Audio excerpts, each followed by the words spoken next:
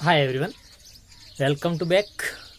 तो अपन पढ़ रहे थे धातु और अधातु यानी कि मेटल एंड नॉन मेटल। उसकी धातु और अधातु की अपन ने फिजिकल और केमिकल प्रॉपर्टीज यानी कि उसकी जो रासायनिक और भौतिक प्रकृति है या फिर उसकी जो विशेषताएं हैं वो अपन ने पढ़ ली थी। ठीक है, आज अपन एक नया टॉपिक स्टार्ट करने जा रहे हैं जिसका नाम है धातु की अधातु के साथ अभिक्रिया, यानी कि धातु की अधातु के साथ क्रिया या विक्रिया। ठीक है, या अपन कहें reaction of metal with non metal, यानी कि एक धातु है जो अधातु के साथ किस प्रकार से अभिक्रिया कर सकती है, यानी कि reaction of metal with non metal. ठीक है, तो इसको अपन पढ़ने से पहले अपन को कुछ बातें है वो ध्यान रखनी होगी, यानी कि जो धातु या अधातु होती है वो आपस में किस प्रकार से अभिक्रिया कर सकती है। तो उससे पहले अपन को कुछ पॉइंट्स पढ़ने हैं। ठीक है, तो सबसे पहले अपन एक स्टार्ट करने जा रहे हैं कि जो धातु या अधातु कोई भी होगा, यानी कि धातु या अधातु कोई भी अपन कहें तत्व में धातु या अधातु कोई भी हो सकता है। ठीक है, जो तत्व होगा वो क्या करेगा कि जो उसका बाह्यतम कोश होगा, यानी कि तत्व है वो अपने बाह्यतम कोश कौन सा होता है। जैसे सोडियम है तो सोडियम का सबसे बाह्यतम कोश कौन सा है, उसका संयुक्ता कोश जिसमें एक इलेक्ट्रॉन पाया जाता है, जिसे अपन कह सकते हैं यहाँ पे वैलेंस शेल यानी कि संयुक्ता कोश है। ठीक है, संयुक्ता कोश को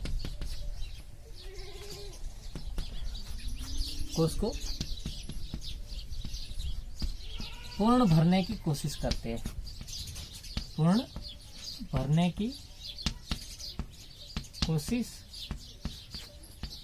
हैं, यानी कहने का मतलब क्या होगा कि जो धातु या अधातु कोई भी होगा उसकी जो बाह्यतम कोश होगा उसमें जो इलेक्ट्रॉन उपस्थित होंगे, ठीक है, जैसे बाह्यतम कोश में अधिकतम 2, 8 या 18 या फिर 32 इलेक्ट्रॉन आ सकते हैं। ठीक है, तो क्या करती है कि जैसे कोई धातु है, ठीक है, माना कि कोई धातु है, उसमें यदि 1 इलेक्ट्रॉन है, ठीक है, और उसके बाह्यतम कोश में कितने इलेक्ट्रॉन आने चाहिए, 8 इलेक्ट्रॉन आ पाए।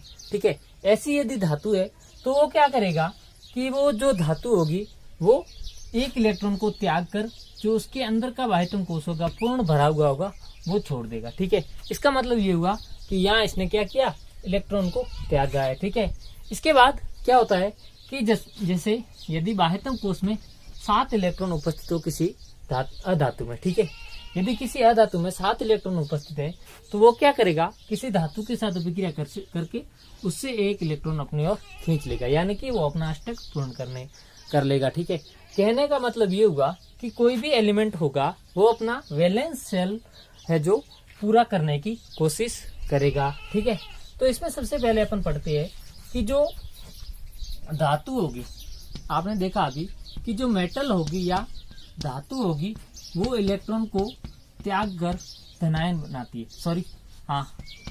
त्याग कर धनायन बनाती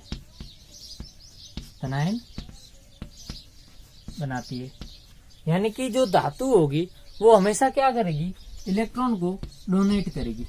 ठीक है, यानी कि वो इलेक्ट्रॉन को डोनेट करके क्या बनाएगी, पॉजिटिव आयन बनाएगी। ठीक है, क्या कौन, धातु, यानी कि जो भी धातु होगी वो क्या करेगी, इलेक्ट्रॉन को अपने कोश से बाहर निकालकर जो अपना अंदर का कोश है उसको पूर्ण करने की कोशिश करेगी, यानी कि जो वैलेंस शेल है उसको पूरा करने की कोशिश करेगी। और उसके बाहर जो इलेक्ट्रॉन, मतलब जैसे सोडियम है, ठीक है, सोडियम क्या है, धातु है, इसका इलेक्ट्रॉनिक विन्यास क्या होता, मतलब जो बाह्यतम कोश वाले इलेक्ट्रॉन विन्यास है क्या होगा, बाह्यतम कोश में 1 इलेक्ट्रॉन होगा। ठीक है, यानी कि उसका कुल देखें तो अपन 2, 8, 1, 11 इलेक्ट्रॉन होते हैं, तो 11 इलेक्ट्रॉन अपन इस प्रकार से भरते हैं, जिसका सोडियम का। ठीक है, 2, 8, 1। अब धातु क्या करेगी कि ये 1 इलेक्ट्रॉन होगा उसको डोनेट कर देगी, यानी कि ये क्या करेगी, इसको त्याग देगी। तो त्यागने के बाद आप देखते हैं कि जो इसका इलेक्ट्रॉनिक विन्यास 2 और 8 प्राप्त होता है। और जो 8, अब पहले इसका वैलेंस सेल में इलेक्ट्रॉन कितने थे, 1 था, ठीक है। अब क्या हुआ कि इसने इलेक्ट्रॉन त्याग दिया 1, तो वैलेंस सेल में कितने इलेक्ट्रॉन बचे, ये 8 इलेक्ट्रॉन। और जो ये 8 इलेक्ट्रॉन युक्त वैलेंस सेल है, मतलब अब जो 8 इलेक्ट्रॉन युक्त सेल था वो क्या हो गया, वैलेंस सेल बाह्यतम कोष हो गया, यानी कि ये इसका संयुक्ता कोष हो गया। तो ये संयुक्ता कोष क्या हो गया, पूर्ण भरा हुआ है। तो ये इसने नोबल गैस विन्यास प्राप्त कर लिया। और ये 2 और 8 किसका विन्यास होता है, नियोन का, ठीक है। इस प्रकार से ये एक स्थायी बन गया। तो इस प्रकार से जो भी धातुएं होगी वो क्या करेगी, इलेक्ट्रॉनों को त्याग कर धनायन बनाती है, ठीक है। इसके बाद अपन देखते हैं कि जो अधातु होगी, यानी कि अधातु है वो इलेक्ट्रॉन को ग्रहण करके, अधातु है इलेक्ट्रॉन को ग्रहण करेगी और ग्रहण करके क्या बनाएगी, ऋणायन बनाएगी, ऋणायन बनाएगी, ठीक है। तो कहने का मतलब ये हुआ कि जैसे क्लोरीन अधातु है, ठीक है, क्लोरीन अधातु, ठीक है। क्लोरीन अधातु में आप देखते हैं कि इसका विन्यास अपन देखें तो क्या होगा, जो 2 8 कितना हो गया 10, अब कितने बच्चे कुल कितने होते हैं, 17 इलेक्ट्रॉन होते हैं, ठीक है। इसको अपन इस प्रकार से लिखते हैं 2 8 और 7, ठीक है। चूंकि अब इसके बाह्यतम कोष में कितने 7 इलेक्ट्रॉन है, ठीक है। तो अब ये क्या करेगा कि जो भी धातु होगी वहां से 1 इलेक्ट्रॉन को अपने ओर आकर्षित कर लेगा और यहाँ पे 7 की जगह 8 इलेक्ट्रॉन कर लेगा। यानी कि अब इसके वैलेंस सेल में पहले कितने इलेक्ट्रॉन थे, 7 इलेक्ट्रॉन थे, अब कितने हो गए 8। यानी कि अब इसका अष्टक पूर्ण है। अपन कह सकते हैं इसका जो वैलेंस सेल है वो अब पूरी यानी पूर्ण भरा हुआ है। तो अब जो अपन कहेंगे कि जो अधातु होगी वह क्या करेगी, 1 इलेक्ट्रॉन को ग्रहण करके ऋणायन बनाएगी। और कोई भी एलिमेंट होगा वो या तो इलेक्ट्रॉन को त्यागेगा जैसे धातु है, और या फिर इलेक्ट्रॉन ग्रहण करेगा जैसे अधातु है। और इलेक्ट्रॉन को त्याग कर या ग्रहण करके अपना जो वैलेंस सेल है उसको पूर्ण भरने की कोशिश करते हैं, वो आपने देख लिया। यहाँ पे जैसे पहले सोडियम था तो सोडियम ने क्या किया कि 1 इलेक्ट्रॉन को त्याग कर अपना इलेक्ट्रॉनिक विन्यास 2 8 1 से 2 8 कर लिया, यानी कि वहां पे उसने बाह्यतम कोष को पूर्ण भर लिया, यानी कि उसका बाह्यतम कोष में 2 8 इलेक्ट्रॉन आ गए, ठीक है। अब जैसे इस बार क्लोरीन था तो क्लोरीन ने क्या किया कि उसका इलेक्ट्रॉनिक विन्यास अपन देखे 2 8 7 है, ठीक है। तो उसमें इसने क्या किया, बाह्यतम कोष में 7 इलेक्ट्रॉन थे तो उसने 1 इलेक्ट्रॉन को ग्रहण कर लिया और इलेक्ट्रॉनिक विन्यास क्या प्राप्त कर लिया, 2 8 और 8। यानी अब इसका जो बाह्यतम कोष है वो पूर्ण रूप से भरा हुआ है। इस प्रकार से कोई भी धातु या अधातु होगी वो अपने बाह्यतम कोष से या तो इलेक्ट्रॉनों को डोनेट करेगा या फिर ग्रहण करेगा और अपना बाह्यतम कोष है वो पूर्ण भर लेगा, ठीक है। इसके अलावा अपन क्या देखते हैं कि जो ऐसे यौगिक हैं जिनमें, यानी कि ऐसे यौगिक जिनमें धातु से, ऐसे यौगिक जिनमें धातु से अधातु तक या फिर अधातु की ओर, धातु से अधातु की ओर, अधातु की ओर इलेक्ट्रॉन का स्थानांतरण हो या ट्रांसफर हुआ हो, तो उन यौगिकों को अपन क्या कहते हैं, आयनिक यौगिक कहते हैं, ठीक है।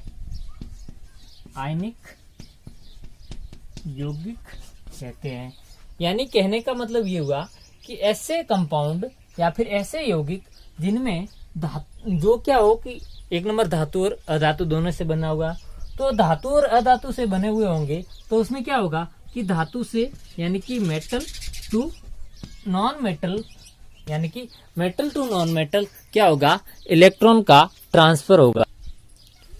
अब मेटल टू नॉन मेटल यदि इनका स्थानांतरण हो रहा है तो इस प्रकार के यौगिक को अपन क्या कहेंगे, आयनिक या आयोनिक कंपाउंड कहते हैं, ठीक है। अब अपन पढ़ेंगे आयनिक यौगिक, यानी कि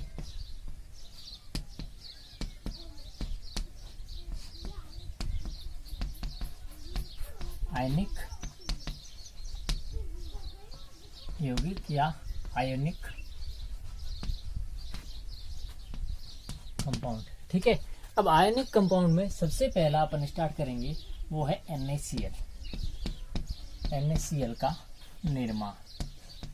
ठीक है, या फिर अपन कहें फॉर्मेशन ऑफ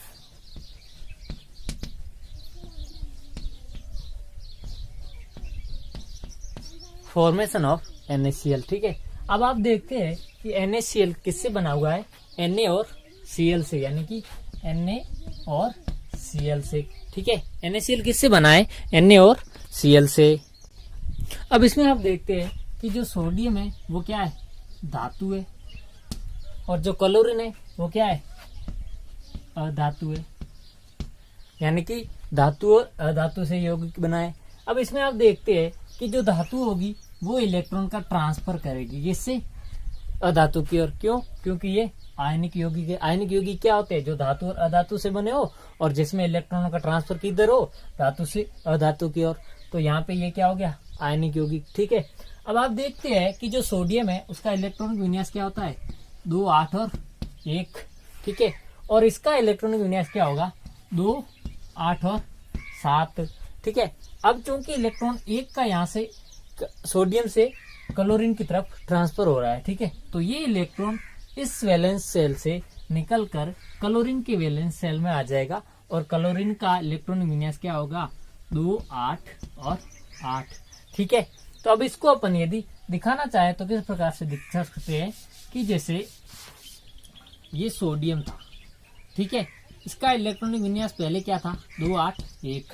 ठीक है, अब इसने रिएक्शन में पार्टिसिपेट किया और क्या बना लिया, सोडियम आयन बना लिया। ठीक है, और सोडियम आयन बनाया और इसके साथ में एक इलेक्ट्रॉन फ्री कर दिया। ठीक है, तो सोडियम आयन बना तो उसका इलेक्ट्रॉन विन्यास क्या हुआ, 2 और 8। क्यों, क्योंकि इसका जो बाह्यतम कोश में एक इलेक्ट्रॉन था वो इसने डोनेट कर दिया। ठीक है, इसके बाद अब देखते हैं कि जो Cl था वो माइनस में था। ठीक है, Cl था। ठीक है, अब Cl का इलेक्ट्रॉन विन्यास क्या है, 2, 8 और 7। ठीक है, अब Cl क्या करेगा, एक इलेक्ट्रॉन को अपनी ओर आकर्षित करेगा जो सोडियम ने त्यागा था। ठीक है, अब एक इलेक्ट्रॉन को अपनी ओर आकर्षित करके क्या करेगा, Cl माइनस बना लेगा। Cl माइनस, अब इसका इलेक्ट्रॉन विन्यास क्या हो गया, 2, 8 और 8। ठीक है, अब आप देखते हैं कि यहाँ इसमें क्लोरीन का अष्टक भी पूर्ण है और सोडियम का अष्टक भी पूर्ण है। तो अपन ने कहा था कि जो कोई भी एलिमेंट होगा, धातु होगी या अधातु, वो अपना बाह्यतम अष्टक, जो बाह्यतम कोश होगा या वैलेंस सेल होगा, उसको पूर्ण भरने की कोशिश करेगा। ठीक है, अब यदि अपन इसको ड्रॉ करना चाहे तो कैसे कर सकते हैं, जैसे अपन देखें कि जो सोडियम है, ठीक है, उसमें कितने इलेक्ट्रॉन है बाह्यतम कोश में, 1 इलेक्ट्रॉन। अपन इस प्रकार से दर्शा दें। ठीक है, अब बचा क्या, क्लोरीन। ठीक है, अब क्लोरीन के इलेक्ट्रॉन को अपन को इस प्रकार से दर्शाते हैं। ठीक है, माना कि इस प्रकार से दर्शा रहे हैं। इसमें कितने इलेक्ट्रॉन है, 7 है, 2 हो गए, ये हो गए 4। ठीक है, अब ये हो गए 6, कितना बचा, 1। अब चूंकि जो सोडियम है वो अपना इलेक्ट्रॉन क्लोरीन को दे रहा है, यानी कि यहाँ पे इसने डोनेट कर दिया, तो अब क्या बनेगा कि Na+। ठीक है, और Cl पे कितने इलेक्ट्रॉन आ गए, 1, 2, 3, 4, 5, 6, 7 और 8। अब इसने अपना अष्टक पूर्ण कर लिया है और इस पर माइनस चार्ज आ गया, यानी कि ये बन गया माइनस और प्लस, ये हो गया न्यूट्रल, यानी कि NaCl। अब NaCl का निर्माण हो गया। ठीक है, तो ये था NaCl बनाने की विधि, या फिर NaCl को अपन किस प्रकार से बना सकते हैं। ठीक है, इसके बाद आगे अपने कोर्स में दिया हुआ है MgCl2, यानी कि मैग्नीशियम क्लोराइड। तो अब अपन पढ़ेंगे MgCl2 का निर्माण। ठीक है, फॉर्मेशन ऑफ MgCl2। ठीक है, तो अब सबसे पहले जो मैग्नीशियम होता है वो कितने नंबर पर आ रहा है, 12 नंबर पर। ठीक है, अब मैग्नीशियम 12 नंबर पर है तो इसका इलेक्ट्रॉनिक विन्यास अपन देखें उस टाइप से, तो क्या होगा, 2, 8 और 2। ठीक है, यानी कि 2, 8, 10 और 2, 12। ठीक है, इसके अलावा अपन देखते हैं जो Cl है, 2 अणु है तो अपन एक अणु कॉमन ले रहे हैं। ठीक है, तो Cl है, Cl का कितने नंबर पर आता है, यानी कि इसका परमाणु क्रमांक कितना है, 17। ठीक है, तो 17 है, तो अब इसका जो इलेक्ट्रॉनिक विन्यास क्या होगा, 2, 8 और 7। ठीक है, अब क्या हुआ कि इसके 2 अणु हैं तो दोनों में 7-7 इलेक्ट्रॉन आ जाएंगे। ठीक है, अब क्या होता है कि जो मैग्नीशियम होता है वो 2 इलेक्ट्रॉनों को, एक को तो इस Cl को यानी एक Cl को 1 इलेक्ट्रॉन और जो दूसरा इलेक्ट्रॉन वो दूसरे Cl को देकर यह क्या बना लेगा, 2+ बना लेगा।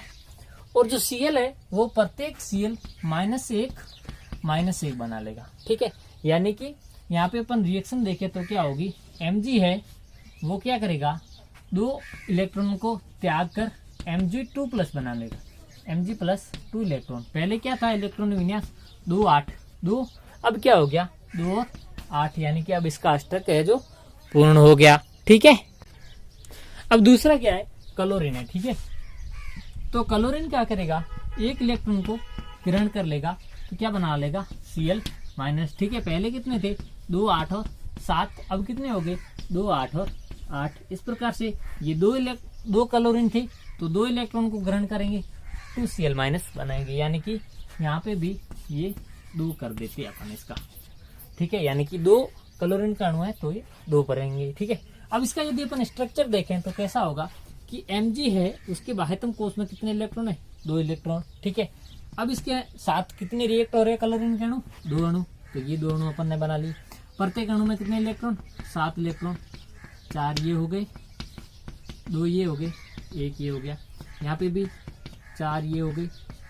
ठीक है, अब ये 6 हो गई, ये 7 हो गए। अब 1 इलेक्ट्रॉन तो इसको दे देगा, 1 इलेक्ट्रॉन इसको दे देगा, तो अब क्या बचा Mg और यहाँ पे 2+ आ गया। ठीक है, और जो एक तो यहाँ पे Cl था वो माइनस का, यहाँ पे भी 8 इलेक्ट्रॉन है। अब इसको अपन को इस प्रकार से सारे इलेक्ट्रॉन को 2 4 6 और 8, 1 माइनस यहाँ पे दूसरा Cl, यहाँ पे इसमें भी 8 इलेक्ट्रॉन है। ठीक है, यहाँ पे भी माइनस, तो यानी कि क्या बन, यहाँ 2 माइनस हो गए, यानी कि क्या बन गया MgCl2। अपन को बनाना क्या था, MgCl2। अब ये आयनिक यौगिक कैसे है, क्यों, क्योंकि इसमें जो धातु है वो क्या है, मैग्नीशियम है। क्यों, क्योंकि ये इलेक्ट्रॉन को डोनेट कर रही है। ठीक है, और अधातु क्या है, क्लोरीन है। क्यों, क्योंकि ये इलेक्ट्रॉन को गेन कर रही है या फिर एक्सेप्ट कर रही है।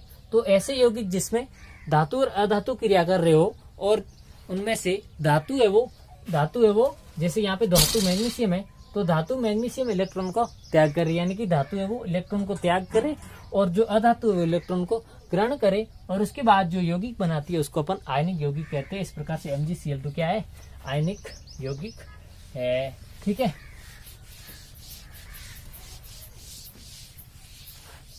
अब अपन एक नया टॉपिक स्टार्ट करने जा रहे हैं जिसका नाम है आयनिक यौगिकों की विशेषताएं। आयनिक यौगिकों की विशेषताएं, यानी कि अभी अपन ने पढ़े थे वो कौन से यौगिक थे, आयोनिक कंपाउंड थे, आयनिक यौगिक थे। अब अपन इसकी प्रॉपर्टीज के बारे में बात करेंगे, यानी कि प्रॉपर्टीज ऑफ आयनिक कंपाउंड। ठीक है, अब जो आयनिक कंपाउंड होंगे या आयनिक यौगिक होंगे उसकी विशेषताएं क्या क्या होंगी, यानी कि वो जो उसमें अधातु और धातु क्रिया करके यौगिक बना रहे होंगे वो किस प्रकार के यौगिक होंगे और उसके जो गुण होंगे वो क्या क्या होंगे। ठीक है, इसमें सबसे पहले अपन गुणों की बात करें तो इसकी सबसे पहले अपन बात करेंगे भौतिक अवस्था की। ठीक है, भौतिक अवस्था या फिर अपन कहें physical state.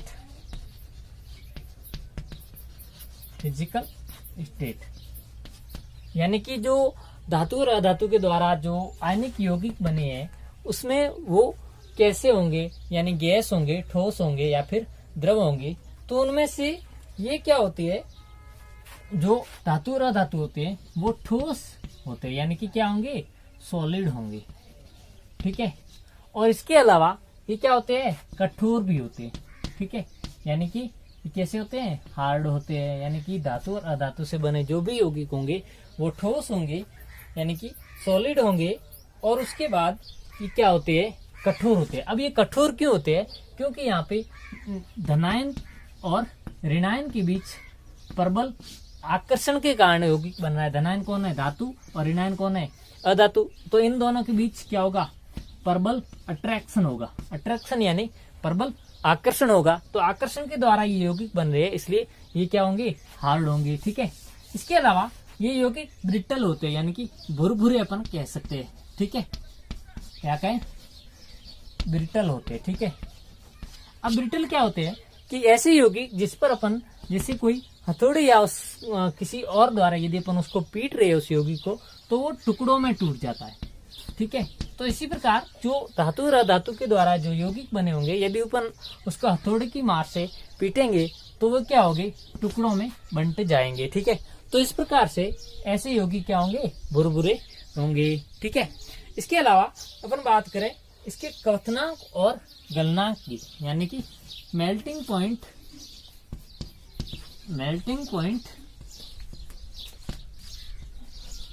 And boiling point.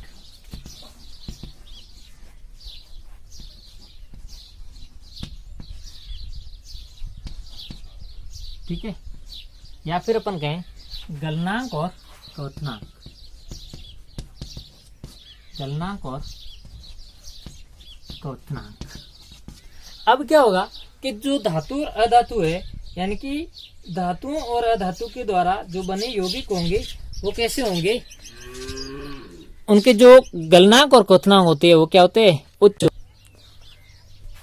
यानी कि इनके जो गलनांक और यानी मेल्टिंग पॉइंट और जो बॉइलिंग पॉइंट होते हैं वो क्या होते हैं? हाई होते हैं, यानी कि उच्च होते हैं। क्यों? क्योंकि इन दोनों के बीच आकर्षण के कारण बन रहे हैं, यानी इन दोनों, यानी कि जो नेगेटिव और पॉजिटिव आयन होते हैं वो उन दोनों के बीच अट्रैक्शन के कारण बन रहे हैं। तो इनको अपन तोड़ेंगे तो तोड़ने के लिए क्या होता है? बहुत ज्यादा मात्रा में ऊर्जा की आवश्यकता होती है। ठीक है। या फिर अपन कहें कि इनका जो गलनांक है और क्वथनांक है वो बहुत ज्यादा हाई होता है या उच्च होता है। ठीक है। इसके अलावा अपन इसकी विलेयता की बात करते हैं, यानी कि ये यौगिक किसमें विलय होंगे और किसमें नहीं, यानी कि थर्ड पॉइंट है अपना विलेयता या सोल्यूबिलिटी। ठीक है। यानी कि यौगिक किसमें विलय होंगे और किसमें नहीं, यानी कि जैसे जो धातु और अधातु के द्वारा जो आयनिक यौगिक बनेंगे वो जल में तो विलय होंगे, यानी कि जल में विलय, या फिर अपन कहें सोल्यूबल इन वाटर। ठीक है। Soluble in water. लेकिन कोई विलायक होगा, जैसे केरोसिन या फिर पेट्रोल है, या फिर अपन कहें विलायक होगा, उसमें क्या होगा? अविलय, यानी कि ये विलायकों में क्या होते हैं? अविलय होते हैं। ठीक है। या फिर अपन कहें इनसोल्यूबल इन विलायक, यानी अपन कहें सॉल्वेंट। यानी कि जो भी आयनिक यौगिक होंगे वो विलायकों में क्या होते हैं? अविलय होते हैं। या फिर अपन कहें ये क्या होंगे? अविलायक या फिर इनसोल्यूबल होंगे। किसमें? सॉल्वेंट में। जैसे सॉल्वेंट कौन सा? जैसे केरोसिन है या जो पेट्रोल है, उसमें ये है जो अविलय होते हैं। ठीक है। यानी कि इसकी विलेयता है वो सिर्फ जल में होती है, यानी कि जल में तो विलय होंगे, लेकिन कोई भी विलायक होगा उसमें ये क्या होंगे? अविलय होंगे या फिर इनसोल्यूबल होंगे। ठीक है। इसके अलावा अपन बात करें किसकी? विद्युत चालकता की, यानी कि विद्युत चालकता। ठीक है। कंडक्शन ऑफ इलेक्ट्रिसिटी, यानी कि जो इनमें आयनिक यौगिक होंगे उनमें अपन यदि विद्युत प्रवाहित करते हैं तो ये विद्युत का चालन करेंगे या नहीं करते। ठीक है। तो ये जो आयनिक यौगिक होते हैं वो गलित और विलयन अवस्था। ठीक है। विलयन अवस्था, या फिर अपन कहें मोल्टन और गलित, यानी कि मोल्टन। ठीक है। और विलयन यानी कि सॉल्यूशन। तो ये विलयन या फिर गलित अवस्था या विलयन अवस्था में ये विद्युत का चालन करते हैं। ठीक है,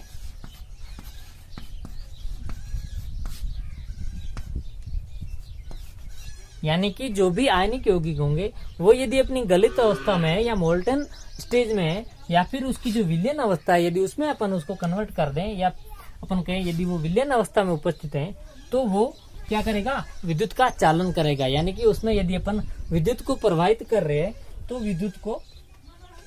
विद्युत का वो चालक होगा या फिर विद्युत को एक सिरे से दूसरे सिरे पर अपन कहें प्रवाहित कर देगा। ठीक है, यानी कि वो विद्युत का क्या हो गया, चालक हो गया, यानी कि चालन करता है। ठीक है, इसके अलावा यदि कोई आयनिक यौगिक है वो ठोस अवस्था में उपस्थित हो यानी कि सॉलिड स्टेट में होगा तो वो विद्युत का चालन नहीं करेगा, यानी कि वो विद्युत का क्या होगा, कुछ चालक होगा या फिर अपन कहें नॉन कंडक्टेंस होगा। यानी कि जो गलित यानी विलयन है यानी आयनिक यौगिकों का यदि विलयन है या फिर गलित अवस्था है तो वो दोनों क्या करेगी, इलेक्ट्रिसिटी को कंडक्ट करेगी, यानी कि इलेक्ट्रिसिटी को प्रवाहित करेगी या फिर विद्युत का चालन करेगी। ठीक है, इसके अलावा यदि वो आयनिक यौगिक यदि ठोस अवस्था में है या फिर अपन कहें सॉलिड स्टेट में तो वो विद्युत का चालन नहीं कर पाएगी। क्योंकि उसमें जो आयन प्रेजेंट होंगे वो फ्री नहीं होंगे। लेकिन जो गलित अवस्था या फिर सॉल्यूशन स्टेट होगी तो उसमें आयन होंगे वो फ्री होंगे। और क्योंकि जो इलेक्ट्रिसिटी है या फिर अपन कहें जो विद्युत है उसका चालन किससे होता है, आयनों के द्वारा या फिर अपन कहें इलेक्ट्रॉन या फिर ठीक है इलेक्ट्रॉन के द्वारा होता है। तो इस प्रकार से इसमें आयन है जो फ्री होंगे, लेकिन यहाँ पे ठोस में आयन फ्री नहीं होते तो विद्युत का चालन नहीं कर पाते हैं। ठीक है, तो ये था अपना आज का टॉपिक। ठीक है, जिसमें अपन ने पढ़ा था धातु की अधातु के साथ अभिक्रिया या फिर reaction of metal with non metal, जिसमें अपन ने आयनिक यौगिक पढ़े। ठीक है, सबसे पहले आयनिक यौगिकों की विशेषताएं पढ़ी, उसके बाद अपन ने एक MgCl2 और NaCl को बनाने की विधि या फिर वो कैसे बनाते हैं उसके बारे में पढ़ा। आई होप आपको ये समझ में आया होगा। Thank you so much.